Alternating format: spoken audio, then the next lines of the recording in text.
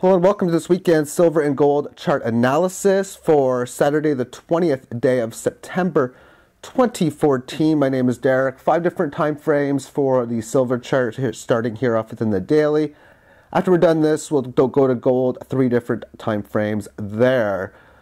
On this date back in June, what I stated on the video was it was either one of two things and nothing else. That is the start of a multi-month bull market, and for that to be the case, what I was looking for was support within this band, which obviously occurred here, and then a break of established resistance. Obviously that occurred in here, the break of established resistance, and obviously kerplunk from that point on this given day. The warning signs that I gave was we were in the range. If it was a failed breakout, the typical signs were that it would quickly move back into the range and then quickly after that break below the range. And that's exactly what took place. And then, of course, in here is where the bearish signs really came into form. Since then, it's been nothing but lower highs and lower lows. There was another sign in here showing that it was going to have a significant or another leg lower, and it was a significant leg lower thus far. Nothing yet to show any signs that this trend is going to be reversing, because the multi-month bull market I was talking about back here, it's going to happen. Only question is, how long is this bear market going to stay in play? At what point, at what level will the bull market start, and to what degree will it play into form? Will it be an 8-month, a 20-month, a 50-month bull market? Time, of course, will only tell within that, but because it's at this band, I look at this as in probability odds is you are going to find a bounce. The levels that were resistance before, roughly around 18, a little over 18 and a half, which was support in here, a little bit support in here. That's now the expected area in which you would entangle resistance for. It is both bearish and bullish for a rally to take place. Why is it so? Well, bullish, obviously, you need to start somewhere. Bearish, because you make a pattern of lower highs and lower lows, so this is where you would expect the lower high to come into play if that pattern continues to play into form. On the other hand, when you do reach a band like this and you don't get those bounces, the odds of having some major, more large size moves within the directional trend, which is lower, is pretty good. Okay, I'm not saying it's pretty good that's going to happen, but when you start to see a continued down movement, price action goes below 1750, 1740, then the game can be very aggressive as far as the volatility, and you can get some decent sized down moves. Of course, here 3.73 down. You can get like 4%, 5% down days very easily when these patterns are in play, but the probability is you'd have at least some sort of bounce. Let's move this on to the weekly chart, and I've been talking so many about how many times hit support here. Again, you can see that it's down just enough where you would expect this to be resistance. And back in here, I told you one of the two things that were going to happen, so let's just do that again. Though I only see 2 possibilities in here. And those 2 possibilities are, well, here you have the possible failed breakout. You don't have the fast move, though. Failed move, no fast move. Failed move, yeah, now the fast move looks like it could come into play, but it's going to go a lot lower than that for me to justify that being a fast move. So that's what the one move would be, a completion of the fast move, which should break well below 17, even to the lower 16 areas as a minimum target for this being the failed move, fast move breakdown. The other alternate is the failed breakdown below this level. For the symptoms of that, what I would expect is noticeable move lower, but not that much lower. I think we're at the lower end of it barely, but holding above the high 16s and then a relatively fast move back above into this range, which would be 3-4 periods from the bottom, so a month and a half back above here, then I'd be looking at the breakdown as the possible failed, going below here, and then of course the multi-month bull market, if of course that is the play. So those are the two things: continued downside action or the failed breakdown. I can't tell you which one it's going to be, and I'm sure there's information available to help you along the way, but that's as far as I'll be going on that. Monthly chart. Again, we're looking at these multiple hit levels, the clear breakdown below. So far this month, down $1.64 or 8.42%. And the next support level, as you can see here, is on the 38.2 is 1056. Now, I'm not saying that's where the projected levels are going to be, because you have these levels here which coincide with the lower band in at around the 14 area, which we're going to see a lot better when we adjust the Fibonacci. For we have the lows of 405, which was placed back in on the breakout lows, that is.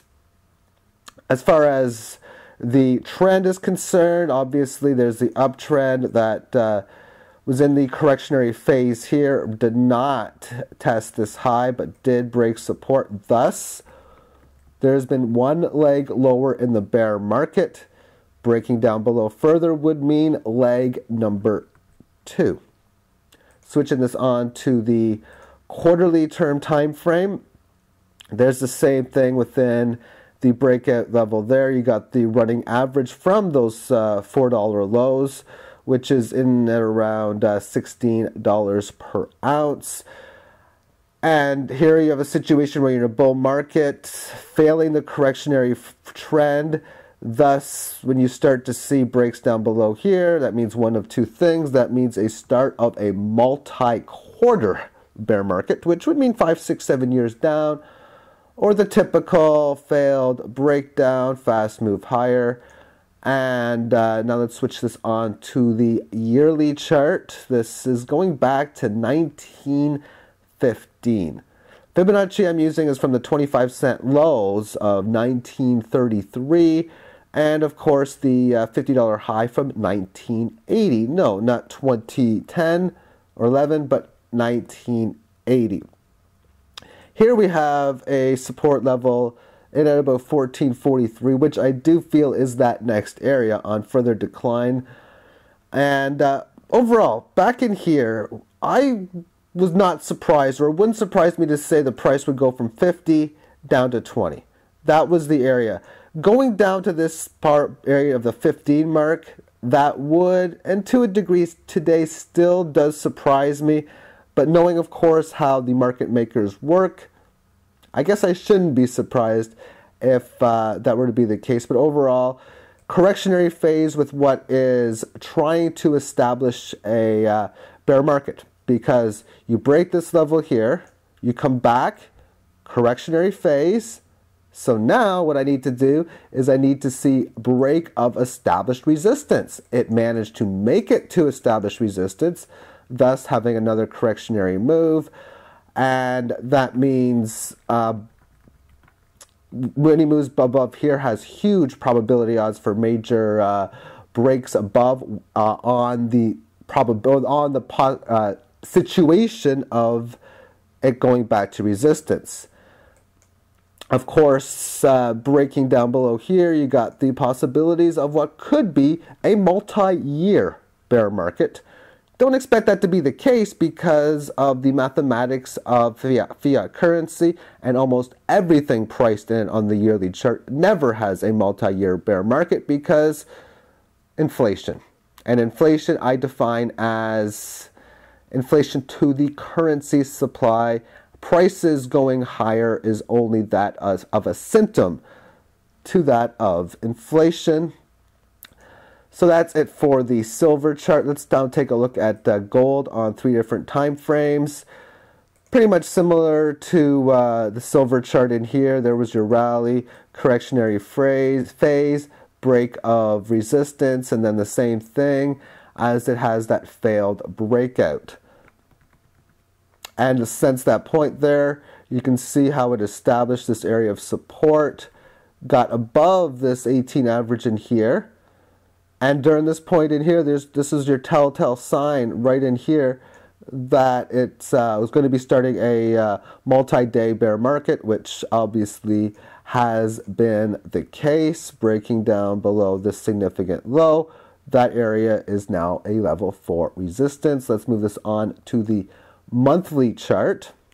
In the monthly chart, we're going to take a look at, just like silver, the $4 breakout lows. We're going to do the $252 breakout lows for gold. Superb bull market, which was in its correctionary phase, and in here, this is leg number 1, starting what has been a multi-month bear market. One leg lower, double hit support at a key level.